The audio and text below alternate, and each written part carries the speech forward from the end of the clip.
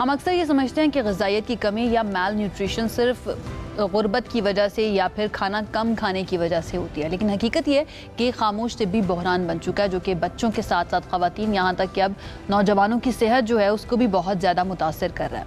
कमज़ोरी हो जाती है, कद का ना बढ़ना इसकी एक रीज़न है, खून की कमी, वाइटमिन्स की कमी, इम्यूनिटी का कमज़ोर होना और बार बार बीमार होना भी एक रीज़न में शामिल है। अब ये सब कुछ ग़िज़ाई कमी की अलामात हो सकती हैं और अगर हम सिर्फ पाकिस्तान की बात करें तो यहाँ पर ग़िज़ाइयत की क़िल्लत का मसला तो है ही, दूसरी तरफ गैर मुतवाज़न खुराक, जंक फूड, नाकिस लाइफस्टाइल जो है ना वो भी बहुत ज़्यादा मसाइल हमारे लिए लेकर आ रहा है। अब सवाल ये कि क्या मैल न्यूट्रिशन सिर्फ उसी वक्त होती है जब आप खाना कम खाते हैं या फिर खाना ज़्यादा खाते हुए भी न्यूट्रिशंस का कम होना आपकी बॉडी के अंदर रीज़न बन सकता है इन सब बीमारियों की? बहुत से सवाल आते हैं, ये जानने की कोशिश करते हैं। हमारे साथ इस वक्त मौजूद हैं एसोसिएट लैब डायरेक्टर हैं चौथाई लैब के डॉक्टर उस्मान शम्स साहब। उनको वेलकम करेंगे और उनसे जानते हैं अपनी कुछ कन्फ्यूजन्स के बारे में।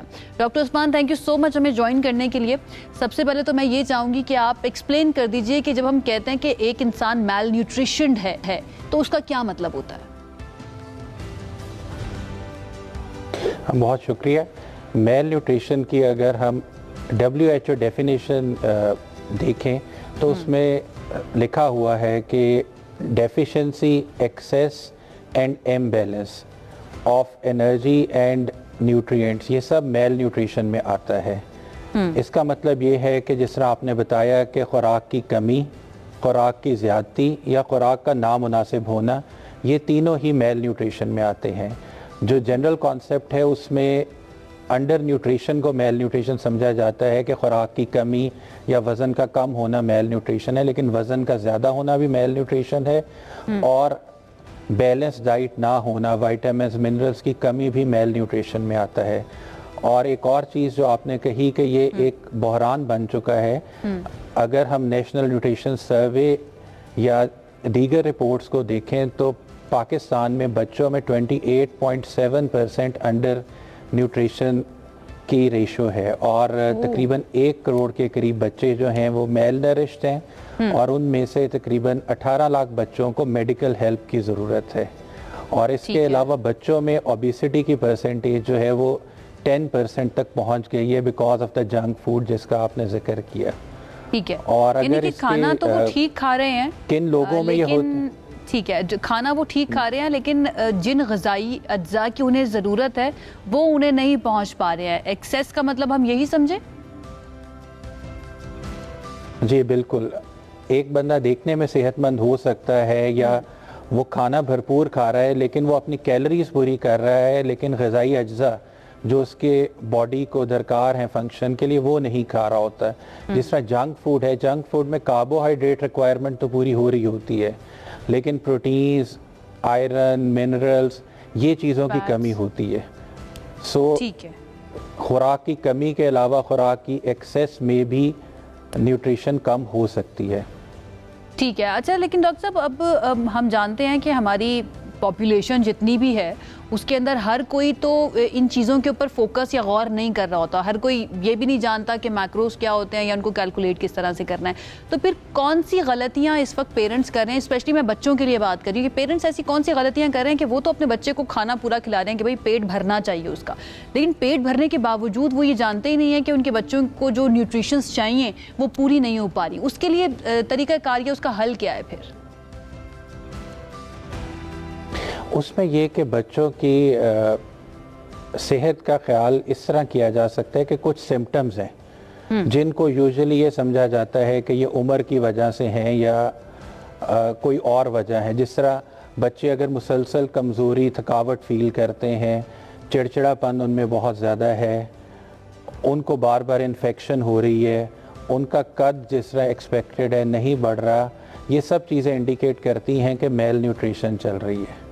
और इसमें ये कि जब भी आपको फील हो, बहुत सारे लैब टेस्ट और मेडिकल चेकअप्स मौजूद हैं जो बीमारी आने से पहले बता सकते हैं कि मेल न्यूट्रिशन चल रही है और उसे करेक्ट कर लिया जाए। अच्छा, हमारे यहाँ पे अगर बच्चे इस तरह से टेंट्रम्स दिखा रहे हो ना, तो उनका इलाज पिटाई से ही होता है, ये भी हम जानते हैं। तो यानी कि पेरेंट्स को एक दूसरी अप्रोच के साथ बच्चों को डील करना पड़ेगा।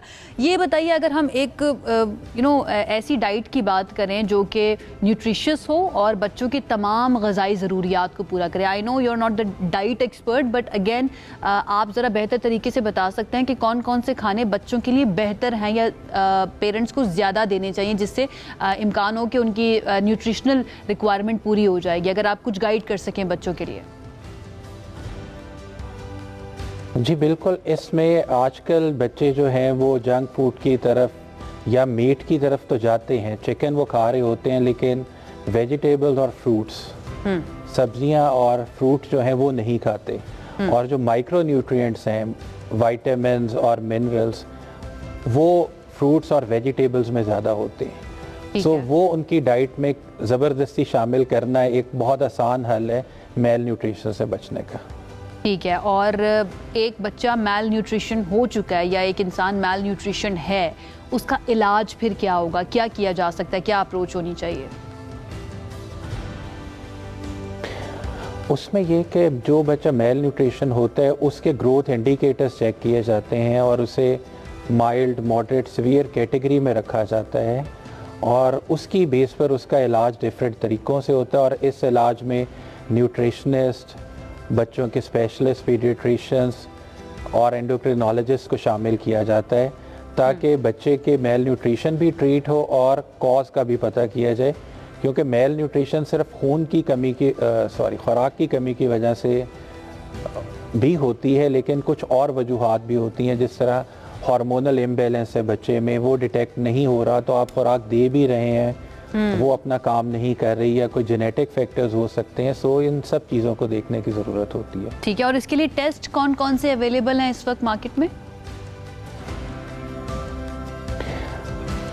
मेल न्यूट्रिशन के हवाले से अगर हम बच्चों की बात करें तो जो कॉमन टेस्ट हैं, CBC, iron, zinc, vitamin D, vitamin A, ये कॉमन मेल न्यूट्रिशन फैक्टर्स हैं, इनको चेक किया जा सकता है। और बड़ों के लिए जो है LFT एक कॉमन टेस्ट है, उसके अंदर एल्ब्यूमिन और प्रोटीन, वो बहुत अच्छा इंडिकेट करते हैं अगर मेल न्यूट्रिशन चल रही हो। All right, thank you so much doctor Usman हमें ज्वाइन करने के लिए।